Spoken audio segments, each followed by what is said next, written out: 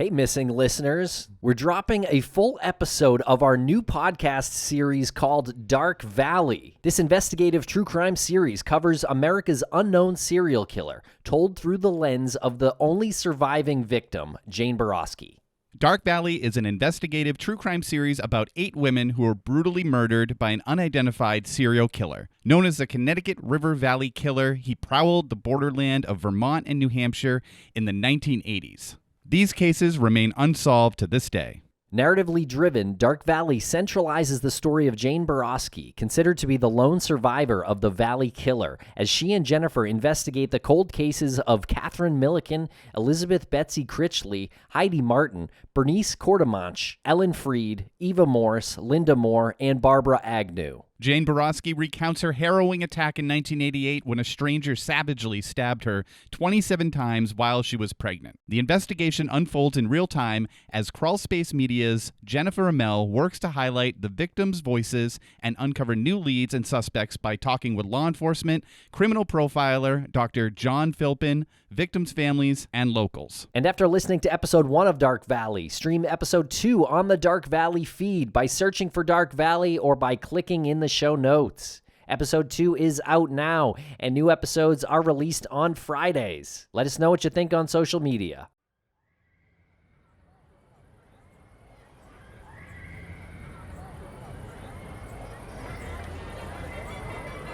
It's August 6th, 1988, and this is the night it all ended.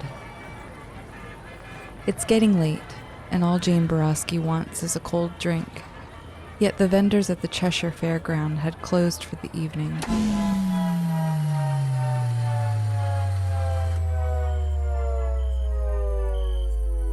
Jane is only 22 years old, but 7 months pregnant and uncomfortable in the sticky heat of late summer. She finds her car parked in a field, a white Pontiac Firebird. Her boyfriend Dennis had bought it for her, and Jane loves her car. She thinks it's the best present anyone's ever given her. As she drives from Keene toward Swansea in central New Hampshire, Jane turns up the radio. Jane spots the fluorescent glow of Gomarlow's Market. The store is closed, but Jane knows there's a vending machine outside. So she pulls into the parking lot, digs around for some change, and purchases a soda. As she settles back into her Firebird and takes a sip, Jane notices a pair of headlights cut through the night. An older model Jeep Wagoneer pulls into Gomarlow's parking lot and parks right next to Jane, on her passenger side. She pays it little mind. But strangely, the man gets out of his truck and, instead of walking toward the vending machine or payphone, crosses behind Jane's car. He comes to her window and leans down.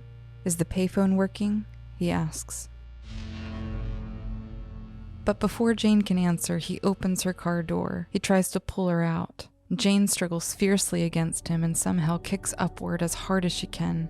Her windshield shatters. The man leans into the car and presses a knife against her throat, its blade cool against her skin. Jane eases herself out of her car. "You beat up my girlfriend," he says, bizarrely. Jane is confused. She never beat up anyone's girlfriend, and says as much. "Aren't these Massachusetts plates?" he asks. Jane shakes her head as he walks to the back of her car and looks at the New Hampshire plates. Then he turns back to his own car. Jane can't believe it. Relief floods through her, but then she looks at her prized Firebird. Here's the thing you need to know about Jane Boroski. She's a fighter, and she's not going to take anyone's bullshit. "Hey, asshole," she calls to him. "What about my windshield?" The man stalks back to Jane and threatens her with the knife again. Miraculously, Jane sees another car coming down the road and sees her chance. She breaks away, running toward the road, screaming wildly for help, but the car doesn't stop, doesn't see her, doesn't hear her. And then Jane is hit like a truck from behind as the man takes her to the ground. He straddles Jane and her pregnant belly and sinks the knife into her body, over and over and over again. And Jane fights not just for her own life, but for the life of her unborn baby. And just as suddenly as it all started, he stops.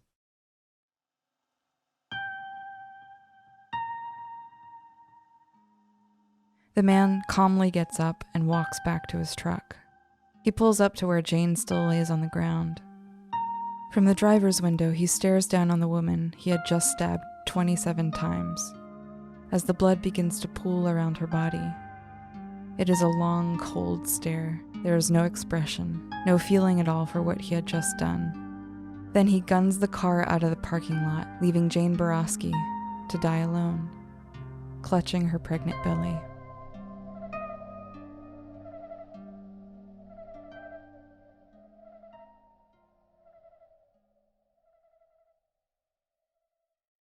My name is Jane Boroski. I survived, and I remember everything. You're listening to Dark Valley, an investigative series from Crawlspace Media and Glassbox Media. I'm your host, Jennifer Amell. This is episode 1.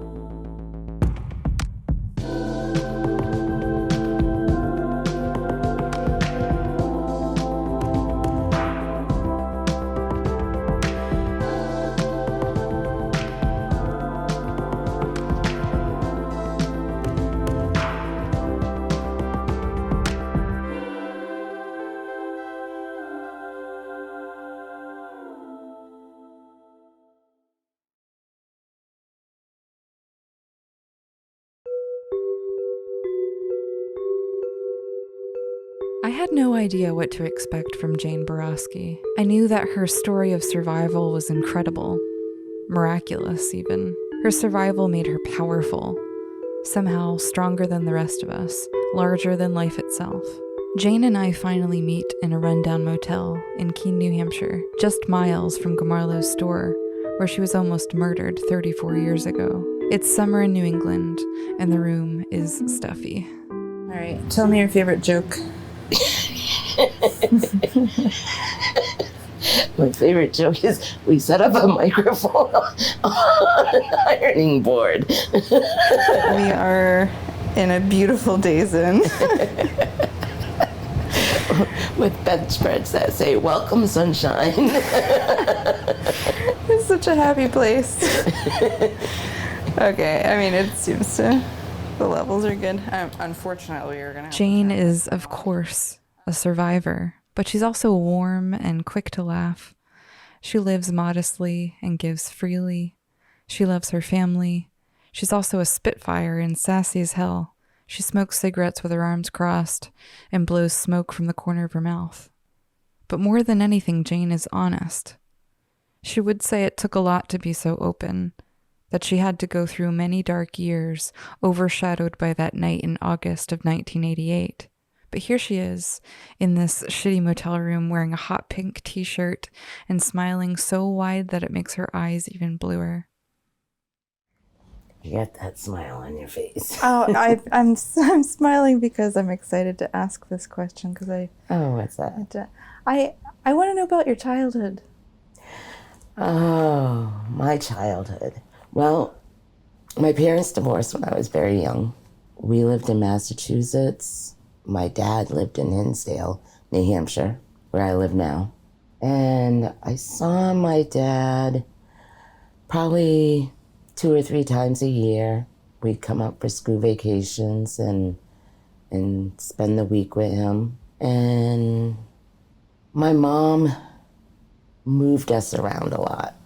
When I turned 18, I decided to go to Hinsdale to visit my dad and spend more time with my dad. And I had some really good friends that lived in Hinsdale because I saw them every summer and just always stayed friends with them. So I stayed with one of my good friends and that summer, and I ended up meeting Dennis. And so my visit turned into, I still live in Hinsdale 36 years later.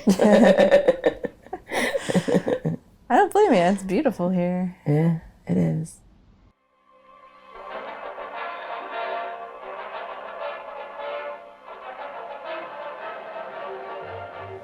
A playground where steep mountains stand on end beside roads that are ideal for riding, where golf courses are surrounded by a countryside famed in song and story. The truth is, The Connecticut River Valley is beautiful, and if it weren't for the tragedies that happened here, I'd say this place is almost idyllic. We're technically in the Upper Valley, the borderland between New Hampshire and Vermont, which is bisected by the Connecticut River. The river is wide and blue, and there's so many bridges that stretch across to connect the small towns between the states. In the summer, the valley is so lush that I have a hard time registering that many shades of green. In fact, this land is the Northeast's most productive farmland. Jane's husband, Dennis, comes from a farming family himself, and now they live together on that land that they've worked for generations. Winters, on the other hand, are harsh. But the people here take pride in weathering the cold. It kind of makes them who they are. As I look over there, I can see Mount Monadnock. Mount Monadnock? Mount Monadnock. Have you been to the top of that mountain? I have twice. It was hard. Seems intense. It was hard. It was like a 3-hour hike up. The Connecticut Valley pretty much separates Vermont and New Hampshire. It goes right up the border of Vermont and New Hampshire.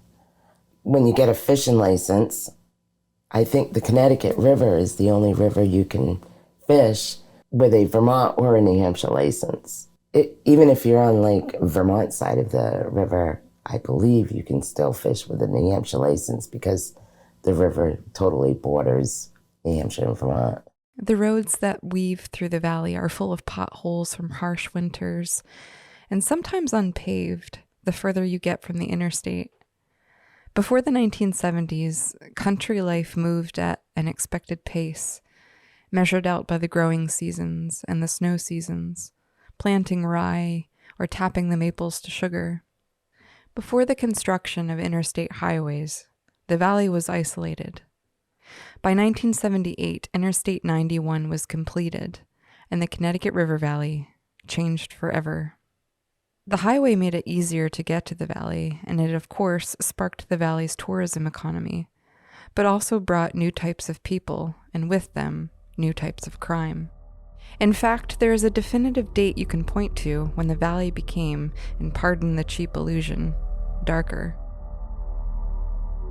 Catherine, or Kathy, was only 26 in 1978. She was an avid birder, meaning someone who enjoys nature by donning a pair of Wellingtons and binoculars and going out to observe and catalog different species of birds. Kathy had long auburn hair with pale skin and a thin face. In the only picture that exists of her on the internet, Kathy is dressed in this super 60s floral print that looks vaguely inspired by Renaissance fashion. She is shoulder to shoulder with what looks like to be a man in a brown corduroy jacket, but the rest of him is cut off, and she's holding a tall, tapered white candle. The photo has an eerie effect. Kathy worked for a local publishing company in Wilmot, New Hampshire, which is about 45 minutes east of the Connecticut River. On October 24th of 1978, Kathy ventured out to the Chandler Brook Wetland Preserve in nearby New London. She had gone to photograph birds in the nature preserve. As Kathy was innocently scanning the skies and treetops, someone was also watching her. Kathy never made it home that evening. The next day, her body was discovered only yards from where she had been photographing. She had been stabbed over 20 times, with wounds to her upper chest and neck. It was a vicious attack, but sloppy. The assailant did not take any pains to hide or remove the body. It seems Kathy was left where she was killed. On August 28th of 1979, a 13-year-old girl named Sherry Nastasia disappeared from Springfield after a witness reported seeing her getting into a dark green vehicle with an unknown man. Her skeletal remains were found 3 months later by a trucker near a rest stop in Rockingham. She had likely been stabbed to death.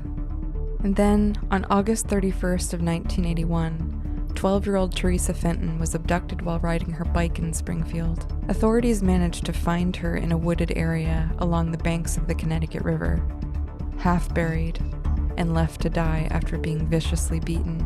She later died from her injuries at the Mary Hitchcock Memorial Hospital in Hanover, New Hampshire. And then again on April 9th of 1983, a little girl named Katie Richards was abducted while walking with her friend Rachel on a road in Springfield. Her body was also found in the woods. She had been sexually assaulted and beaten to death. They didn't have a word for it yet, but by this point the police realized that these child murders were connected and were likely perpetrated by the same assailant.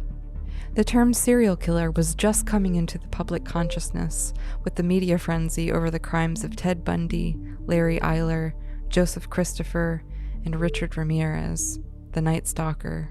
But that's what the Valley had, a serial killer.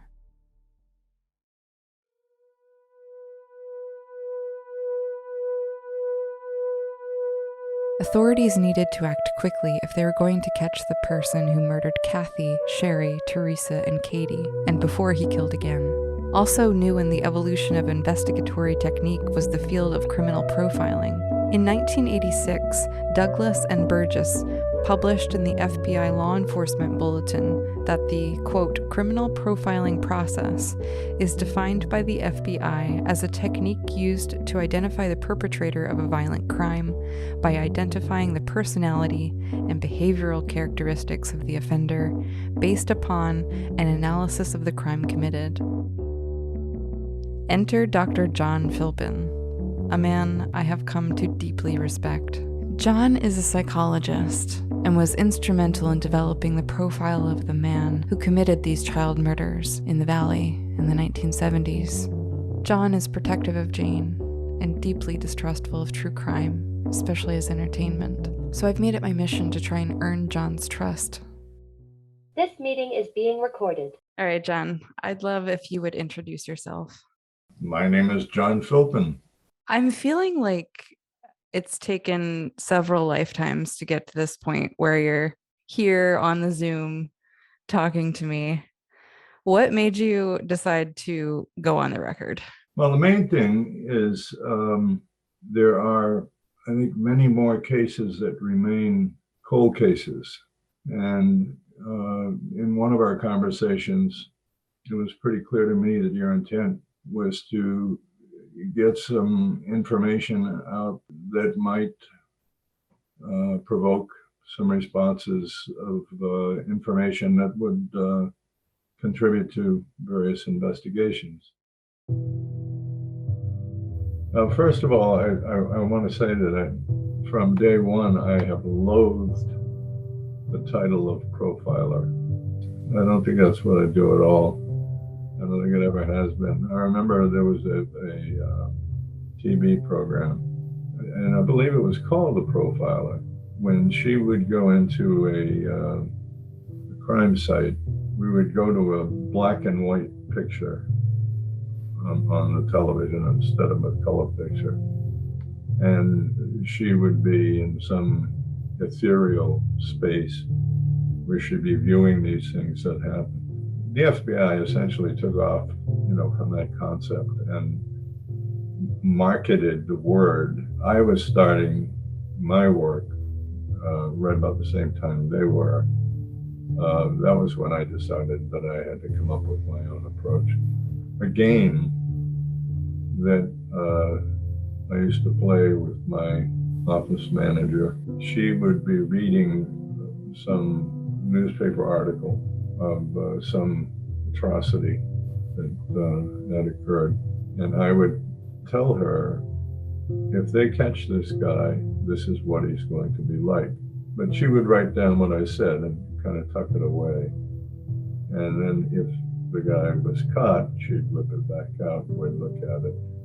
And more often than not, I was right on the money. Then, right about that time, we had a local murder. My office was in Springfield, Vermont. We had a local murder, Teresa Fenton. It was a brutal homicide. But my office manager's reaction was, how can these things happen around here? Which is a common enough reaction. Things like this can't happen here. Well, we've all learned the lesson that they can and they do. and often repeatedly.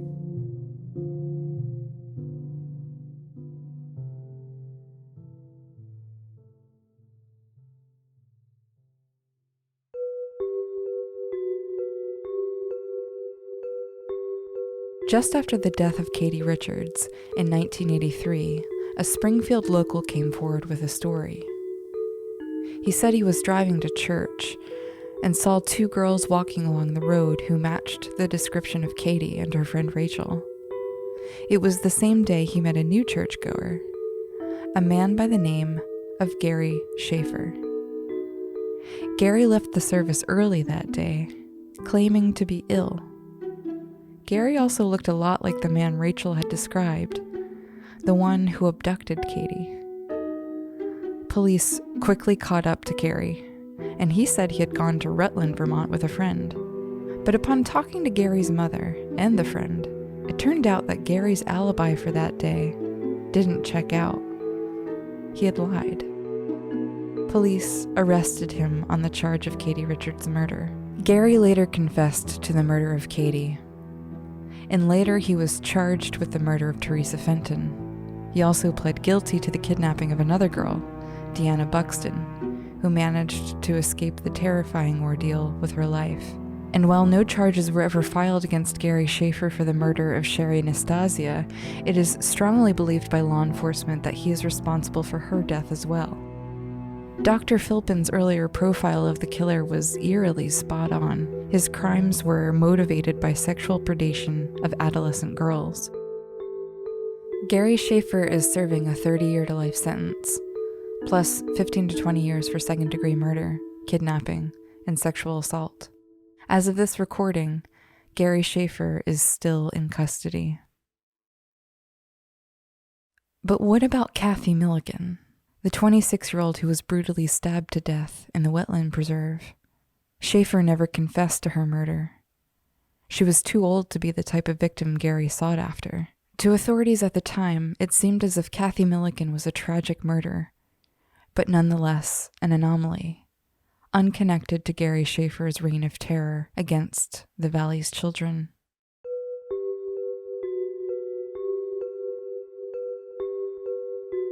So you might be wondering what all this has to do with Jane and her attack in 1988. Here she is. I had just gotten out of the hospital, and of course everybody around me was like when I was in the hospital, they didn't want me to see the news because I was on the news. They didn't want the newspapers to be brought into my room because they didn't want me to read the news. So back in 1988, weeks after her attack, Jane finally gets her hands on a local paper. I happened to be reading the newspaper, and I saw that it was an article about me. I think it was something like, the headline was something like, stabbing victim released from hospital. I have to interrupt Jane here for a little sidebar story. One day, Jane and I ventured to the library to do some archival research together. But they didn't take long. Oh, yeah. This is the one. I think this was the very first article I read. Yep, this was when I was released. That's the one I saw. Okay. Can you read the headline? It says, stabbing victim is released from Keene Hospital. So I started reading it. It had said something about maybe connected to the Connecticut River Valley serial killer.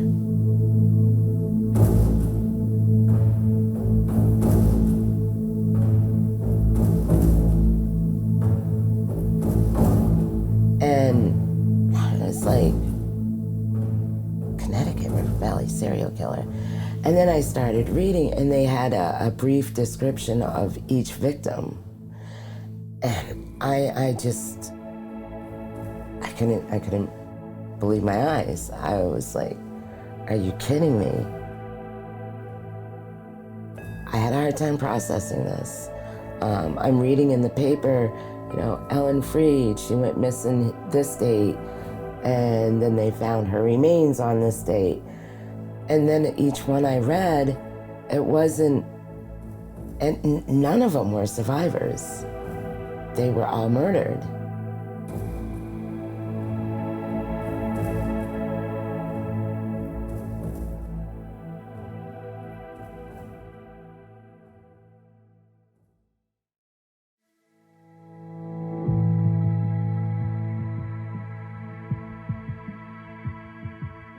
Jane's attacker didn't start with her. Jane is thought to be the only survivor of a serial killer who prowled the Connecticut River Valley between 1978 and 1988 and killed at least 8 other women. He is known as the Valley Killer. And up until this point, the women he killed have only been known by their brutal deaths. The Valley Killer has never been caught, and Jane's attack, along with the murders of these 8 women, remain unsolved to this day. No, Jane's attacker didn't start with her, but he certainly ended with her. Since August of 1988, no other murder or attack in this area has been linked to the same man. By the mid-'80s, Dr. Philpin was invited into the investigation by the New Hampshire and Vermont State Police. And his process is a little different than most. I was suspending my own senses of logic, morality, and bringing him into my mind and being him as often as I needed to be. And then in 1988, when Jane was released from the hospital, the New Hampshire State Police decided to have Dr. Philpin clinically hypnotize her in hopes of recovering more details of her attack. There was only one time that I confronted that. It was pretty terrifying, but I was aware of what had happened. I had been filled in on all the details because there was a feeling that Jane's case might be tied to some of the other cases that had been happening in the valley. When Jane came in, she was nervous, of course. It was something she agreed to do, but at the same time, it was a little scary, I assume. When she came to the office the first time, she's a very sweet person, as you well know. She came in and was a little nervous and sat down, and we just chatted at first. You know, the main thing I wanted to do was a reassurance kind of thing, so that she could feel like it was okay to be where she was, and I explained the process to her. Somewhere along the way in there, I noticed the scars on her throat. And I remember thinking, how did this nice young woman get those horrible scars on her throat? And what hit me was, I did it. The little bit that I had spent thinking about the case involved bringing the perp into my head. And I think by that time I'd already been down to the market one time and scared the crap out of somebody who was getting a soda at midnight. But that was what hit me was, I did it. And it was like I had to snap out of it, believing, that I had done it. And for that whole week until I saw her again, I had nightmares, disturbed sleep, headaches. It was probably the most profound negative reaction that I had in all the years that I was doing this. And it was mainly because I was me and I wanted to help, but I was also the bad guy. And that was one of the liabilities that I learned at that time of bringing this fellow whoever he happened to be, whatever case it happened to be, inside me, instead of pretending that I was inside his head. It was a pretty horrible experience.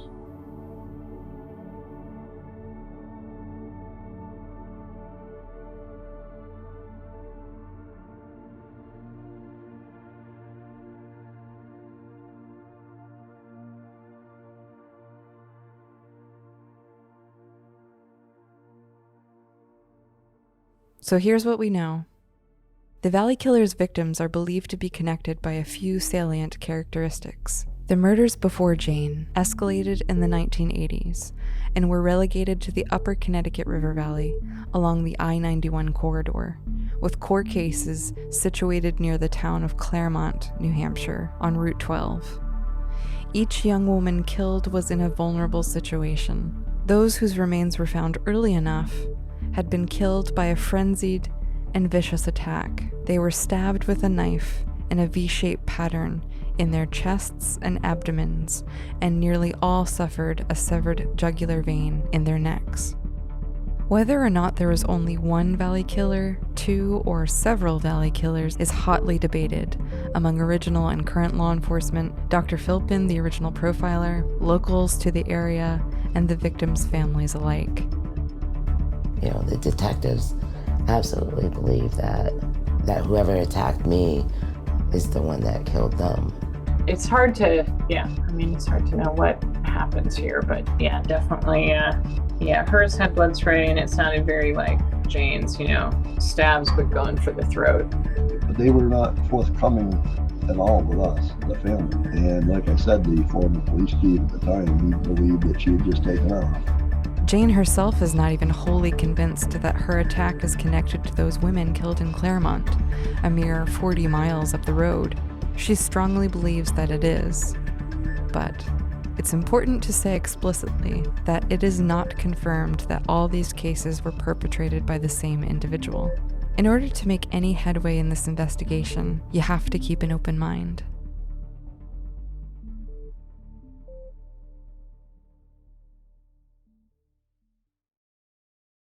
I began this project with all the gusto and enthusiasm of any true crime podcaster or investigative journalist. I wanted answers. I wanted to know who did it. I wanted justice for Jane and for all of the other women. But in getting to know Jane, I realized that this story is about something much more important than all that. In fact, there was this incredible moment in the library in Claremont when Jane and I were reading through the archives that's become something of a touchstone for me. We were going on hour 3 in the stacks when the librarian came over to check on us. So have you solved the murder yet? Pretty much. Not doing it to solve it. You can probably hear my nervous laughter, and I think it's because I was just reminded of why we're doing all this in the first place. It's not necessarily to punish someone or to seek vengeance. It's not even for some vague sense of justice. It's so that these women, these 8 women, are remembered beyond the facts of their horrific deaths. And that may sound trite, but it's my earnest conviction. And I have Jane to thank for the constant reminders and bringing me back to center. So, will we solve a serial killer case? I don't know.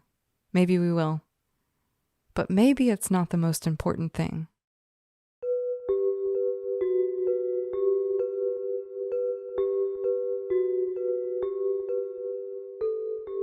I wanted to record why you decided to do this why now? Why did you say yes to me? Because you asked. Is it just because I asked? No, it's because nobody has really told the real story of the Connecticut River Valley murders. Nobody has told my story in a correct way. Jane, what's your mission with this? I was thinking about that the other night, and I was thinking, what do I expect to come from this, come out of this? And, the fact of the matter is, maybe we'll find answers to some unanswered questions that I have. We may find more questions. And, I have a lot of questions. I want to be a voice for those victims. If I could talk to them today, I would tell them how sorry I am. I'm sorry that they passed away so young. I'm sorry that they had to experience such fear and terror before they passed. I'm sorry that monster's face is the last face they had to see before they passed away. And I'm sorry that their families had to and have to endure so much pain with their loss. But sometimes it's hard for me to think that, my God, I survived what they also endured. And it's hard sometimes. I ask myself all the time, why did I survive and they didn't? They call it survivor's guilt. And it is a very real thing. I don't know who these women were, but I know that they were doing the exact same thing I was doing before they were murdered. They were just living their lives. And what compelled you to want to find out about these other women?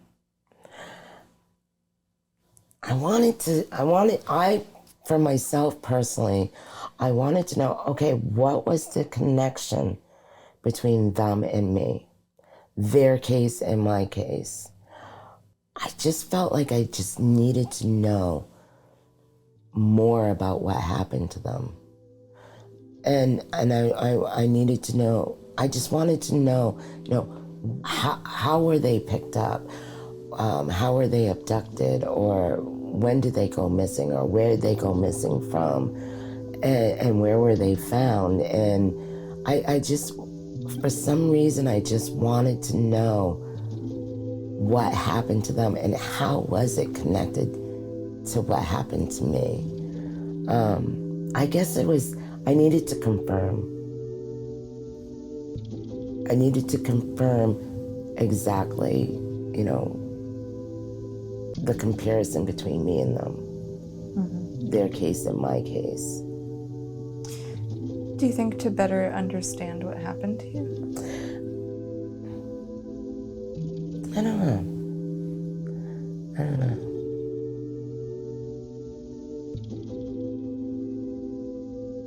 I have so many questions still. It's been 33 years, and I still have so many questions, I know there are questions I probably will never get answered.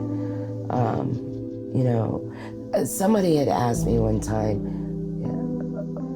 if they ever found out who did this to you, would you want to talk to them? Absolutely. Absolutely. I would love to sit down and ask him so many questions. Why did you do this to me? Did you follow me? Was I just a victim of opportunity? What happened to you in your life where you would want to go out and kill women? Why? What happened to you in your life why you would want to attack and stab a pregnant woman, knowing she's pregnant? What did you do after? Did you drive home and eat supper? Did you drive home and take a shower? Because I know you had blood on you. Were you scared that you were going to get caught? Were you watching the news after my attack? And were you aware at that time that I was still alive? Were you thinking about coming back and attacking me? Did you see me after that without me knowing? I have so many questions. So many questions. I would love to sit and talk face to face with him.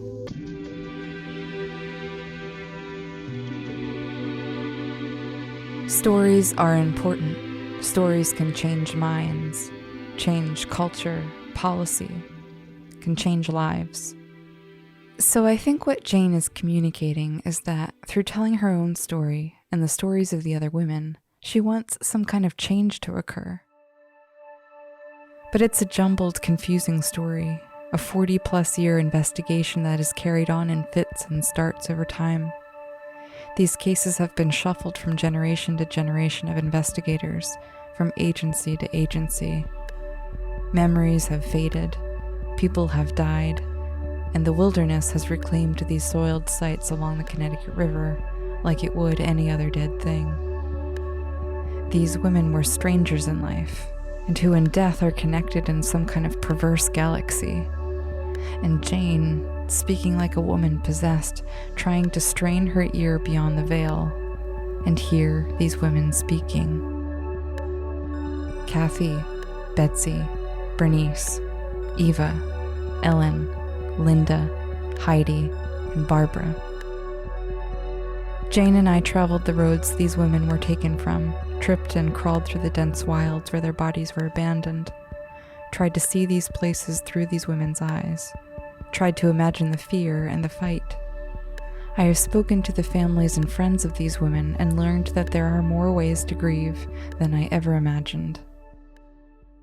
Where do we even start? If we did have to choose a beginning, it would be a couple years before Gary Schaefer was caught. Kathy Milliken's 1978 murder had receded in public consciousness like a fading nightmare. That was until the late summer of 1981, when the body of a missing woman turned up in the woods of Unity, New Hampshire. With hindsight, we know it could not have been Gary Schaefer. It wasn't his M.O. She was again too old, too far removed from his hunting grounds. And when authorities finally caught up with Schaefer, he never confessed to the murder of any adult women. Who was this woman? Who had killed her? The Connecticut River Valley now had to reckon with not one, but two serial killers. So, let's begin.